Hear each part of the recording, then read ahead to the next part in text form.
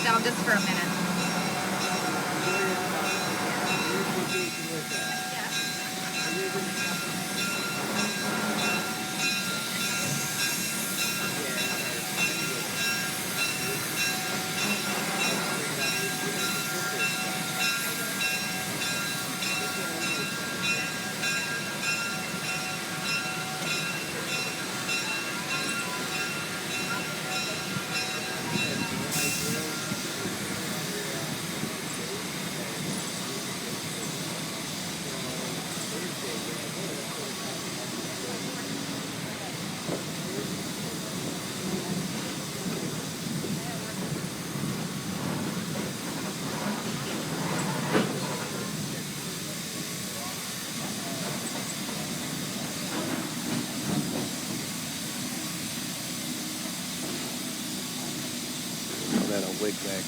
So, especially the little kids, I bet you enjoy hearing that bell and all that. Actually, most everybody's kind of a toddler here, but I do have one that maybe catch this. So, number one, when you hear that bell, you hear the horn, it's like major cool. Even as a reminder for moms and dads, one of our big missions here is railroad safety.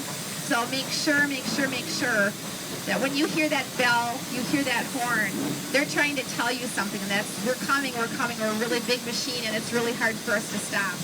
So make sure you always obey those crossings. Make sure if when you've got a bicycle and you're like riding someplace and there's a train track and you hear the train come, you never ever cross that track. You stand back about 20 feet at least, and not farther, and you watch it go by and you wave at them and all that, but you never try to cross that. That's the one major mission around here, railroad safety. So yeah, I've got so many people from out of the area. So actually we have our pretty Fox River, which actually I'm from southern Wisconsin, so we've got the Fox River down that way that impacts the area, but I call it the Little Fox River. I used to be able to see it from my bedroom window at my hometown of Waterford in Racine County. But this is the Fox River. It's one of the few rivers in the world that actually flows north. It flows north into the Bay of Green Bay. And I won't talk about the Packers a whole lot. In fact, I'll leave it alone, but I just have to mention it. In fact, when do we play the Bears? It's coming up. I know I think it's a major. I think it's like a evening, like a 7 p.m. game or something like that. Second or third game. Yeah. So we were founded in, like I said, kind of started with that steam engine that we got hold of. So the deal is that steam engines show up in America in about 1830. And it did not, they started in England. 1825 are the first steam engines that are running as a train. And in fact, the English actually had started developing those, 150 years earlier, the steam power. But it took a lot of money to bring that over. So some investors, they brought it over. Your first actual passenger train trip happens in South Carolina. Wisconsin, we get it here in the very, very early 1830s. And it was all about the steam engine. Once we get past World War II, so a good 110, 115 years later, really it was all about the diesel engine, much more efficient than that. But that steam engine really, really did build America as we know it. So a lot of communities wanted to celebrate that fact. Again, we got so right over here for those on this side, you can see that stone that's commemorating this Cook Memorial Park over here. But anyway, so we got hold of that engine. It was in the park here. But then one good idea begets another, and they started accumulating things. Green Bay is a major railroad hub, still is, and especially for, obviously, well, it was for passenger travel as well. But today it's freight. So by 1958, we had a congressperson named John Byrne. He found a friend. He was in the House, found a partner in the Senate, and they actually passed legislation that we are the National Railroad Museum. Just so you know, your tax dollars do not go to this. It never came with any funding, but we have the naming rights. Okay, so you bought your tickets in that big building right there. So I'll talk a little bit about what's in there in a little bit, because that's where some of our, they're all cream of the crop. We have about 70 pieces of rolling stock, as they're called. This is the McCormick Pavilion in here. lots of really cool, especially for the little kids, if you read to them, because we got lots of little kids here. So if you read the Polar Express to them especially, or the Thomas the Train stuff, I can't even imagine how impressive and big that's all going to look to them. I'm going to let you enjoy the view here. We've got a really pretty view of the Fox River and Dutchman's Creek. We are home to the second sawmill ever built. You know, it doesn't exist anymore, but the second sawmill ever built was on Dutchman's Creek. I can point it out on the other side, but you're going to have a pretty view of the creek and the river. Just imagine the logs coming in it was 1813, so a long time ago. And we're coming up on one of the best haunted houses in the Midwest, and you're going to see that. So enjoy the view on this pretty day. Yeah, can you come up to it, or you can try a little too young to find out. That's the road we came in on.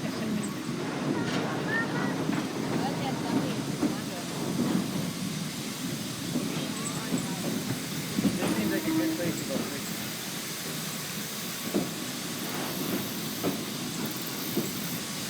I don't know if you can catch fish, but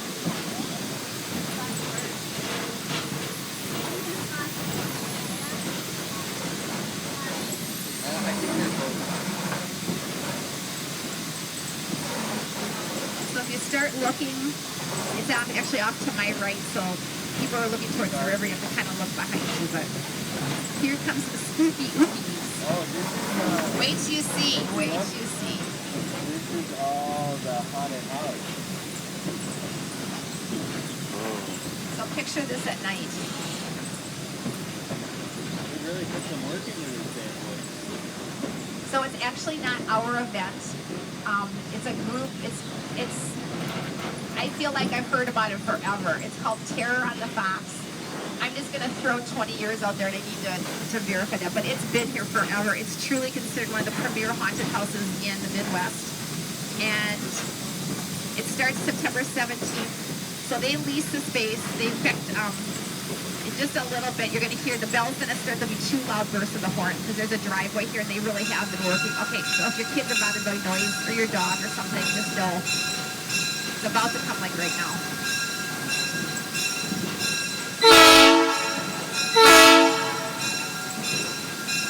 He's good at that. He's not usually there.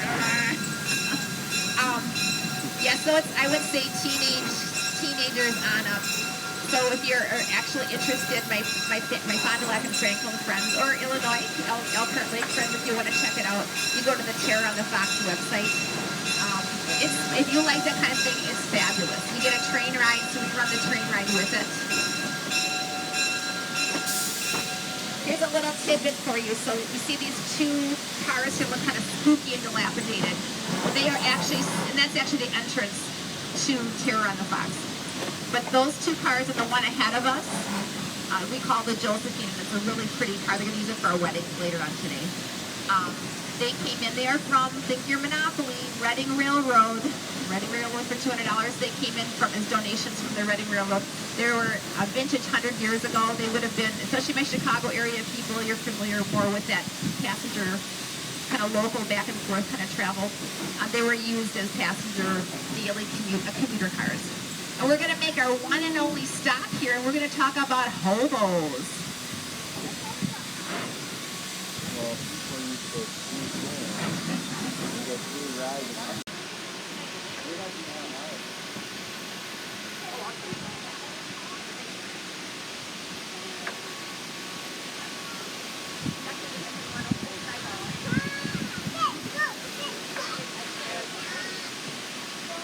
There's an LL at the end here, and that actually is just the initials of the gentleman who did all the work on this and restoring this. His name is Larry.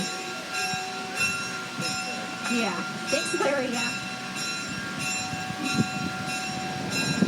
So hobos would present themselves, try to be, because again, they were good people. There were hobos, there were tramps, and there were bums. And I have a feeling, I'm sure that there were some hobos that eventually worked their way into being tramps, and I'm sure there were some that worked their way into being bums. But again, essentially, hobos were good people. They just were trying to make a living. And this is kind of our depiction over here, because sometimes there are events over here, but it's close to the railroad tracks. it was an area that was known as the hobo jungle, and you just would sort of know where it would be. Figure that out as you're making your way. And you might have caught yourself a rabbit, you know, you might you got yourself a handful of beans or whatever. You might have have had some money to pick up some things. But they would make their mulligan stew, which these days there actually is a recipe for mulligan stew, but you know, it essentially would be whatever you happen to have. Since I got so many kind of northern Illinois people, and my Wisconsin friends too. There's a town in Iowa called named Britt, Iowa. It's in northern, kind of the middle of the state in Iowa. That is like the home of the hobos. So they have a hobo museum there, but I will say it did close as of late, or they closed right before Labor Day. I double checked that, but you can get in there by appointment. But they have a hobo cemetery. And it was around the 12th or 13th of August they had their annual hobo convention that they've had since 1900 with breaks. So that's where they actually crowned the king and the queen of the hobos. Right in through here, this is where that sawmill was. So again, the second sawmill ever built in Wisconsin. Dutchman's Creek, from what I gathered, one of the owners of the sawmill was a man from Holland. That's where it all got coined in.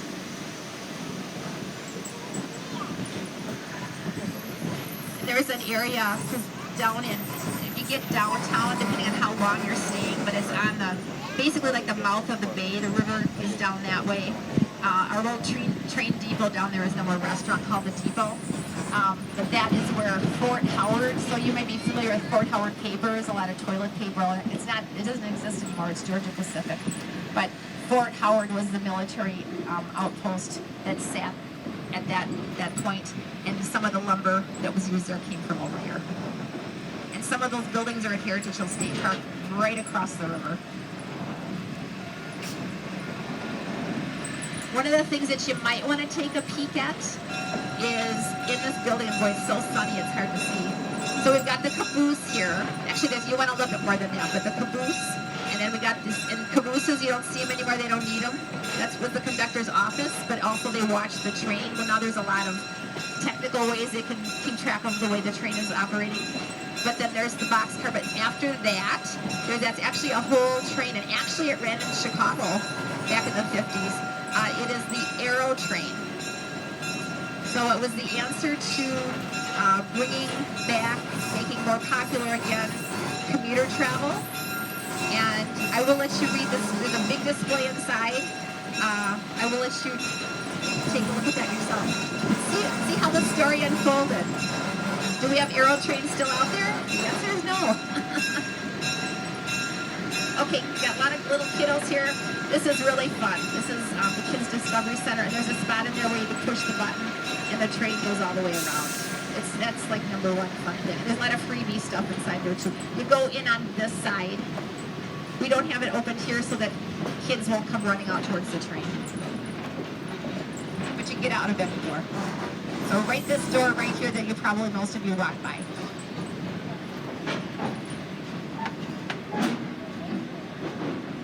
All right, you got your tickets inside. So then you're gonna explore that area. We are actually home to put it in perspective, we are home to the fastest steam engine ever built, ever, and the biggest steam engine ever built. So the fastest steam engine is the Eisenhower. It's that class. It's a British A4. Its sister, called the Mallard, went 126 miles an hour. And there's no steam engine that's ever gone faster than that. The biggest steam engine ever built is the Big Boy. And we own the 4017. There were 25 of them built.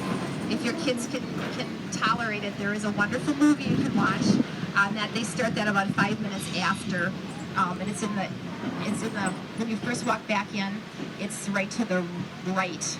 That's where the theater is. It is a good movie, but it'll tell you all about the history of the Big Boy. To put it in perspective, if you don't catch the movie, it's 1 million pounds, the engine, and it can pull 5 miles worth of cars through the mountains.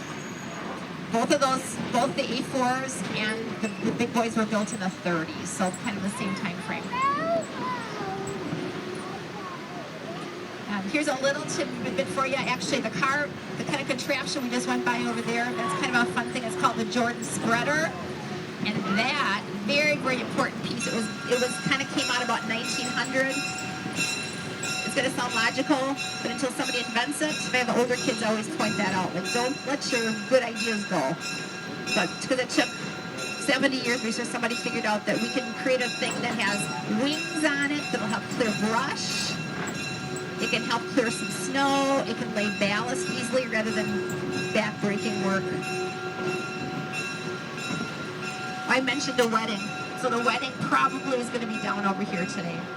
And I'm so glad it's nice. So what usually happens is that they said actually it sounds like everybody from the wedding is going to be on this car. And then the bridal party is going to be on the indoor car. Usually what happens is the bridal party comes down, and then the second runs through, then the bride and her escorts come down, and then they walk down and they get married. And I gather they told me to make sure to go inside. They've already got it set up for the wedding, and apparently it's really, really quite something. Yeah, it was nice.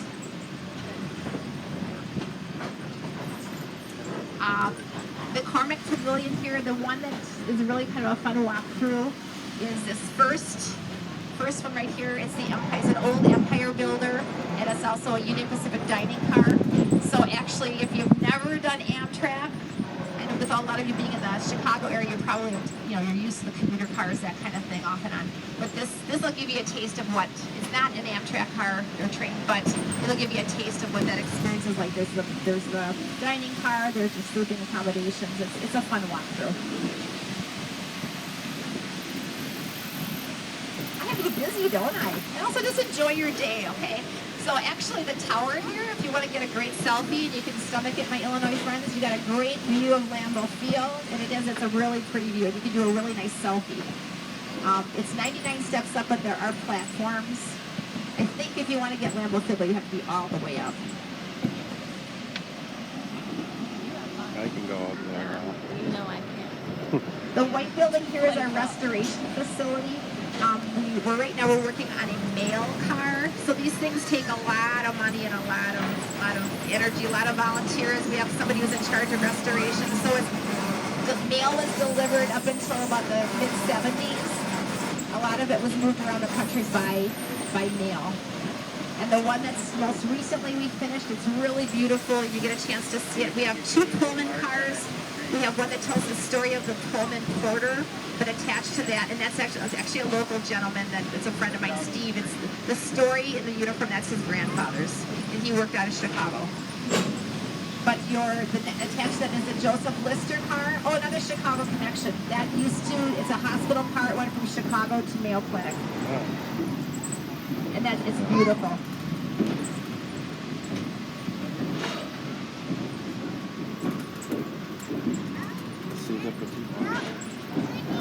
Probably fishy, you can't see it. See, where is the turtle? Probably is a turtle. Underwater?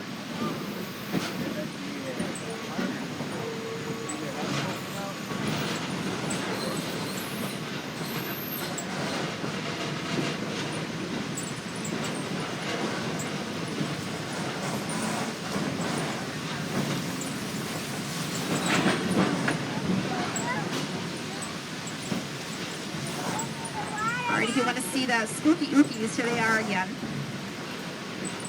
Now I was told, and you know how when you get home you just forget to do it. Somebody told me there is a kids version that they do. I knew they had done that in the past, and they gave the money to charity, like on a couple of Sunday afternoons. I'm not sure if that's right, but now the National Railroad Museum we host, especially for my Fond du Lac Franklin and my friends that come up to Elkhart Lake, October 8th. And October 15th, both Saturdays, we have a really fun event. It is the Pumpkin Train. And I will be here the 15th because I'll be on vacation before that. But that area where I said the wedding is going to be, that is a sea of pumpkins. It's very cool. You get a train ride, then everybody can pick out a pumpkin. Moms and dads, everybody. It's a lot of fun. I did it for the first time last year. I will say for us it's a lot of work.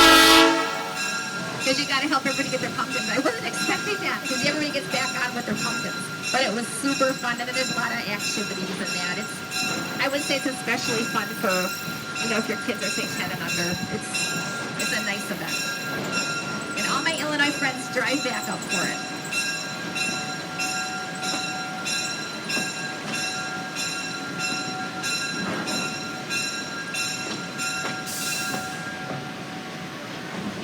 The other thing you might want to keep in mind is kind of too late, believe it or not, but our Polar Express, we are home to one of the absolute premier Polar Expresses shows in the country. We really are. The tickets go on sale July 25th. That's how I started volunteering 4 years ago. And it is stunning. But they sold the tickets, they started selling them through TicketStar on the 25th. And the tickets were all gone in one day, 13,000 tickets. They sold, in 5 hours, they sold 10,000 tickets. So they add extra cars on. There's different cars, but the show starts. So actually, I have not seen the setup for the wedding, but that wedding area where I can picture probably what is that turns into a theater. The story starts there. I would guarantee you half the audience comes in pajamas, and even if it's a 3 o'clock show, they're in their pajamas. It's magical. Magical. You get hot chocolate cookies. It's absolutely magical. And then the story unfolds, and you come out to the trains. The story continues, and then when you arrive, well, of course, where are you arriving? You're arriving at the North Pole. It is absolutely magical. Even if you're doing the 3 o'clock show by the time, or is it 3:30 maybe? I mean, it's dark by the time you arrive back. It's wonderful. So keep it in mind. The only way you can get a ticket now is if you know somebody who's trying to sell one.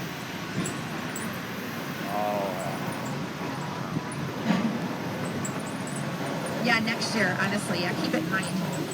Put it on your December calendar to mark your new calendar.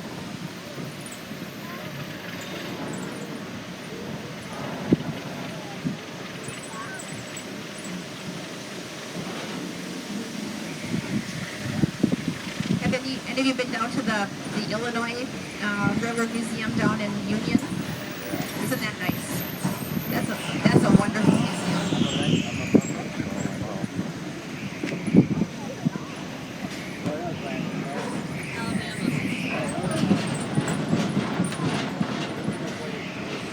Yeah, right. Remember that area of the building? Even all of you from Franklin and Fond du Lac, seriously, if you want a nice little, you could even make it as a day trip. Go down to that museum in Union. It closes as of Labor Day. I mean, ours is really nice, and that's really nice. But they only run Memorial Day through Labor Day. But you get a ride on a streetcar, and then they actually have a steam engine working. I will say it was kind of a surprise as to what it's really like to be on a steam engine. It's because they turn you one direction, the other, and if it's breezy or whatever, it's it's dirty. You know what I mean? You get that soot and stuff. This is the day I rode it. I'm not saying it was bad. It did give you a taste of what it really would have been like. And we are almost home, so the Discovery Center, I think, is awaiting a whole bunch of you. And again, that movie about the big boy starts. They wait a couple of minutes, 5 minutes.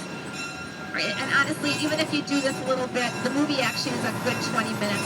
If you even pop in just to see part of it, it's actually a really good deal. You gotta wait until he gives me the okay that the brakes are set.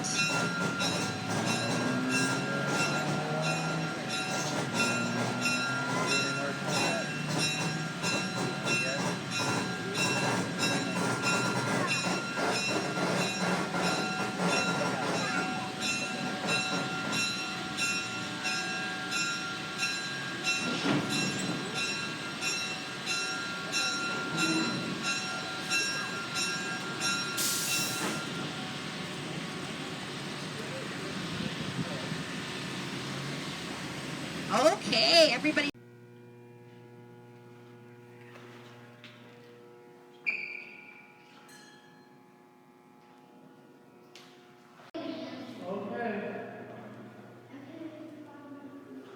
That's the Aerotrain she was talking about. That was fast? Well, it's supposed to be like aerodynamic or something.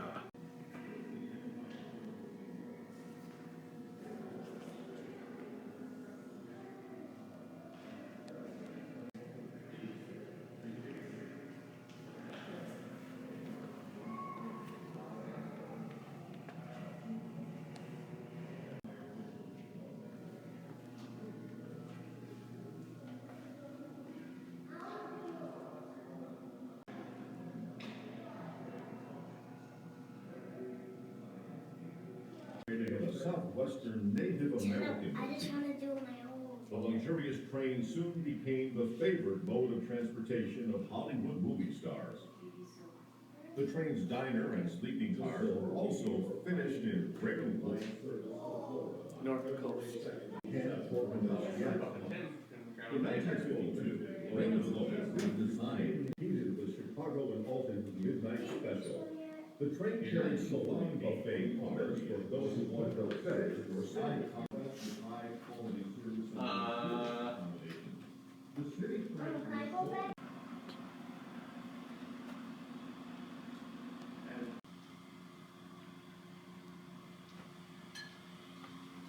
Look at this painting. Oh, I fucking hate.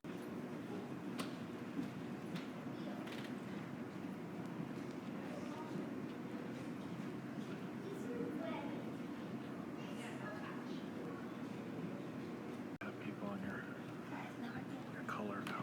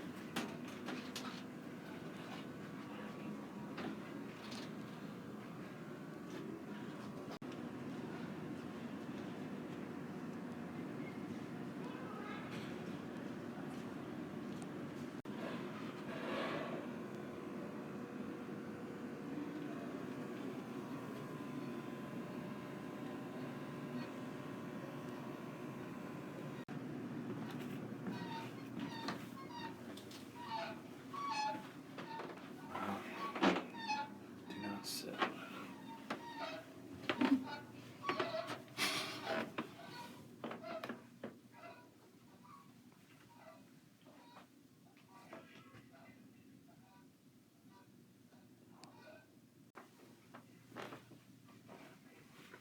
Whoa.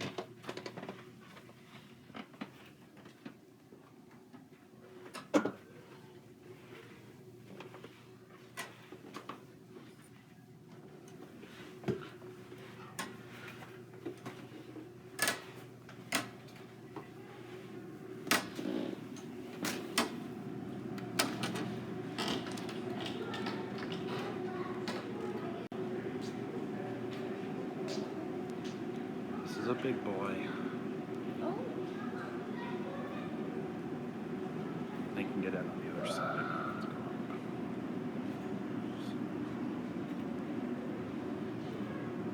It's definitely big.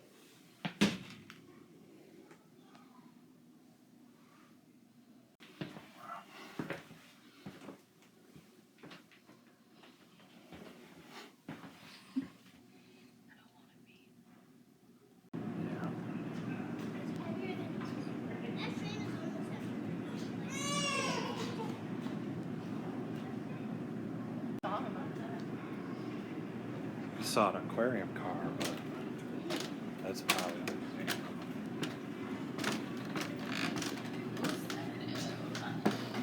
Obviously just redone, could smell the paint. Smells nice.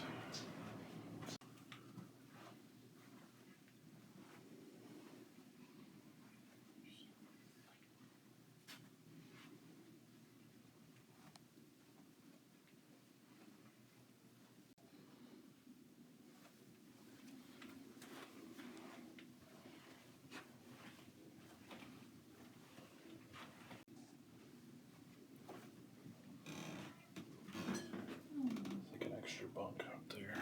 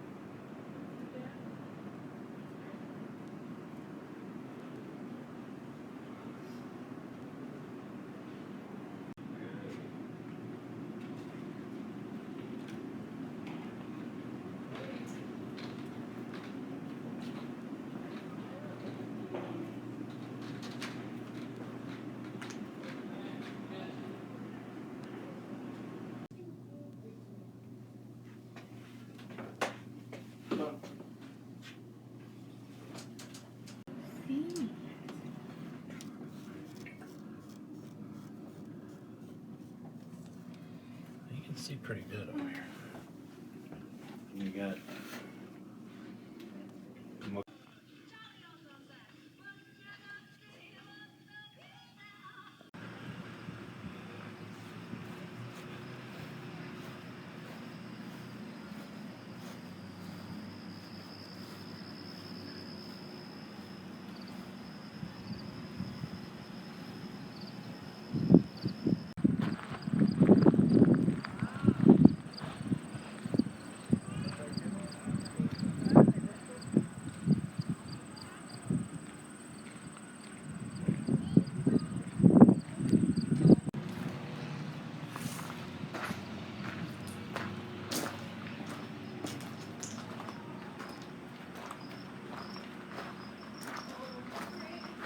yeah, crane.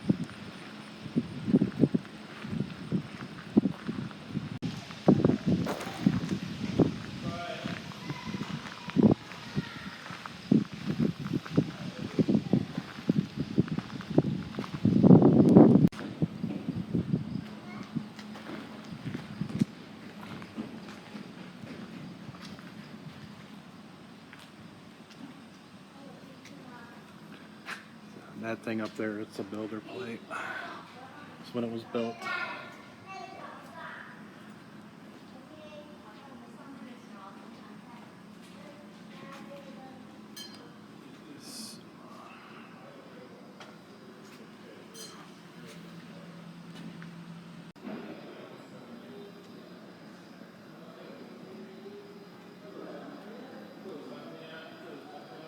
It's gotta be an old one.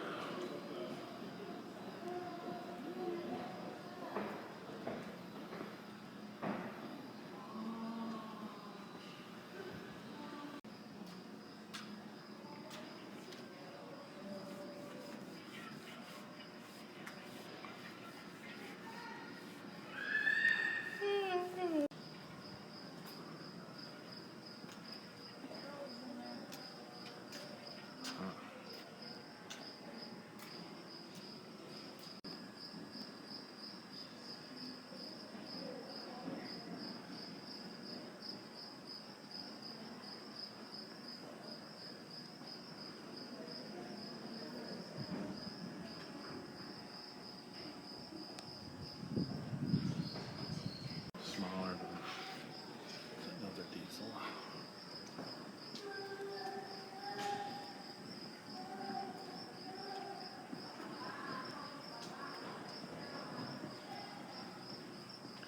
Milwaukee Road.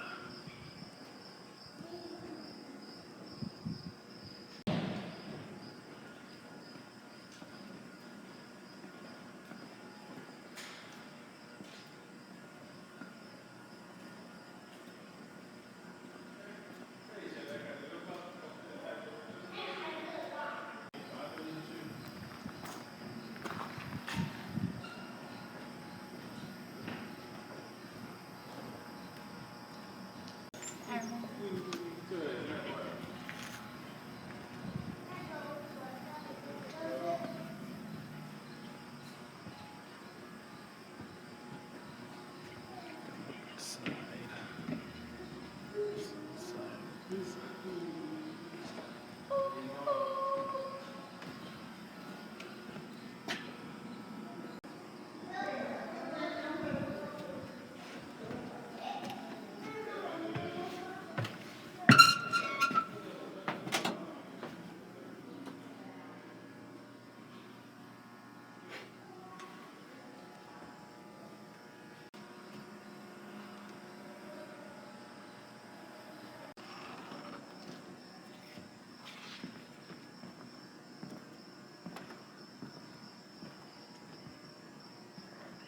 See the inside of the engines.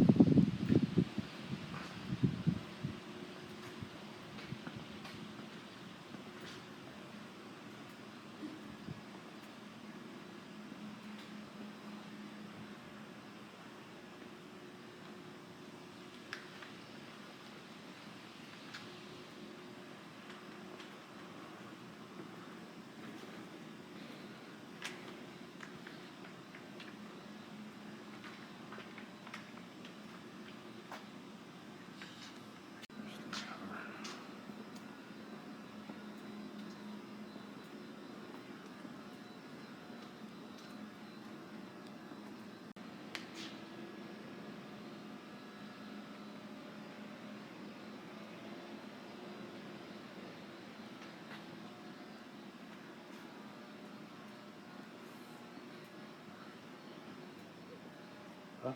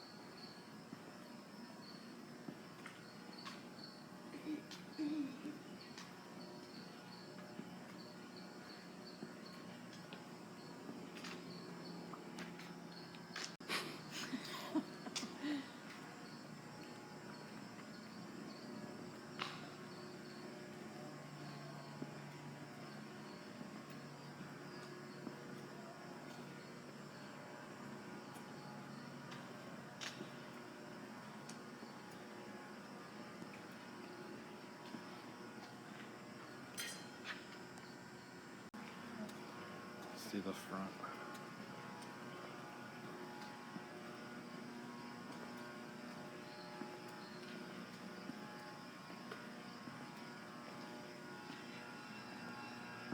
Get ready to go.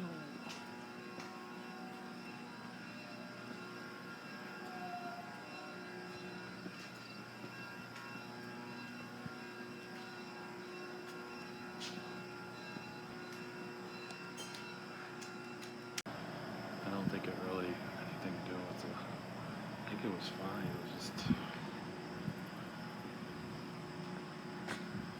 becoming obsolete.